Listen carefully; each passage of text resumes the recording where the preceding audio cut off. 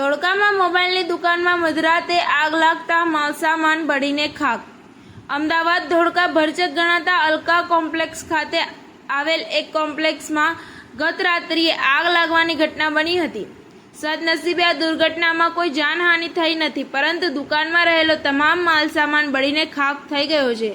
મળતી માહિતી મુજબ ધોળકાના અલકા રોડ પર સ્થિત અહમદ પ્લાઝા કોમ્પ્લેક્સમાં આવેલી દુકાન નંબર 11 મોબાઈલ પોઈન્ટમાં મોડી રાત્રે અગમ્ય કારણોસર અચાનક આગ ફાટી નીકળી હતી. આ દુકાન મંસૂરી સત્તારભાઈ ઉસ્માનભાઈ ગનીની હોવાનું જાણવા મળ્યું છે. આ ઘટનાની જાણ થતાં ધોળકા નગરપાલિકાનો વાયર ફાઇટર તાત્કાલિક ઘટના સ્થળે દોડી ગયા હતા. ફાયરના જવાનોએ ભારે જહેમત બાદ પાણીનો મારો ચલાવી આગ પર સંપૂર્ણ કાબુ મેળવી લીધું હતું.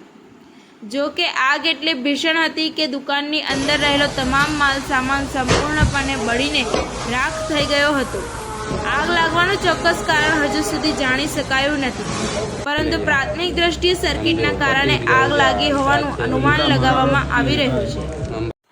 સમાચાર ટુડે ન્યૂઝ ચેનલની ટીમ અને જે સત્ય છે તે જ બતાવશે. આપ જોતા રહો સમાચાર ટુડે ન્યૂઝ ચેનલ. ગુજરાતની ધરતીનું ગુજરાતીઓ માટે જ, એટલે કે સમાચાર ટુડે ન્યૂઝ. અમારી સમાચાર ટુડે ન્યૂઝ ચેનલને લાઇક કરો, શેર કરો અને સબસ્ક્રાઇબ કરો, અને જોડાયા રહો સમાચાર ટુડે ન્યૂઝ ચેનલ સાથે.